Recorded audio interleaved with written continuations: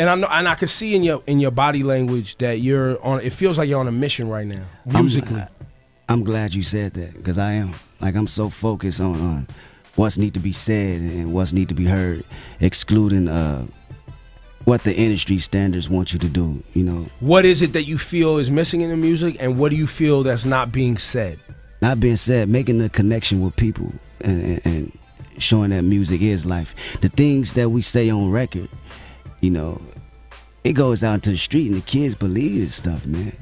The kids believe it all. People don't like to admit that. They want to just say it's all entertainment. No, it ain't all entertainment at the end of the day. It sells music, but at the same time, you're affecting somebody.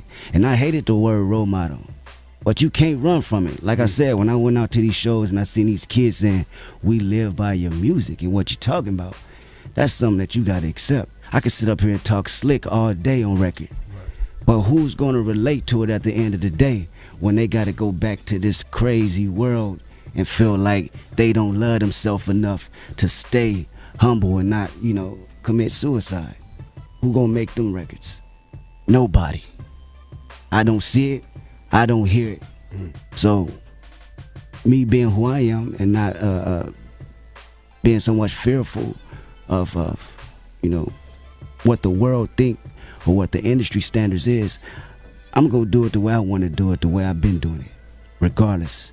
You know, we're in a world where we're in a music game where black people don't necessarily support the artists like they should. Talk about it. Period. And you wonder why they don't buy the music. They don't buy the music. They download it for free. They don't come out to the shows sometimes. Yeah, because we don't believe in it like we should.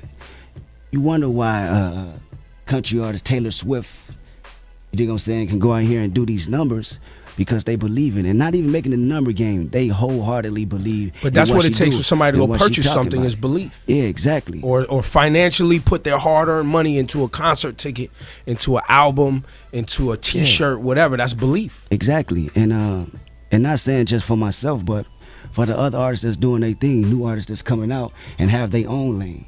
Make that connection. Don't make it just about the money and about the dollar, or, you dig what I'm saying, about how many singles you can sell, how many albums you can sell. Make the connection some way. Make people say, okay, this is hip-hop.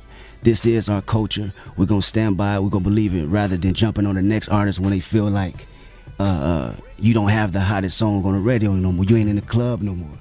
You dig what I'm saying? And you were, and I commend you for it, you were never an artist who depended on radio. No. You were never an artist that was trying to make a club record. No. And I talk to artists all the time that try to fit a certain mold to find their path. Yeah. And I'm always like, don't do that. Just find your fan base. Yeah, exactly. Create your community, and everything else will come. Exactly. It's a whole world out there, man, that believes in what you can do and what you can say and the energy you bring. You know, I'm not even just justifying myself. A lot of people have their own different nicks, and you know, you don't have to be a super lyricist or a storyteller. It can just be the energy you bring. You know what I'm saying? They believe in that. But the moment they feel like you don't believe in that no more, and you just going with the next trend, whether it's 808s or whether it's an up tempo or slow tempo, auto-tune, exactly, they don't believe in you no more. You know, the culture don't believe in you no more. So stand behind what you do, and you know, the world is gonna move by it, and that's how I look at it.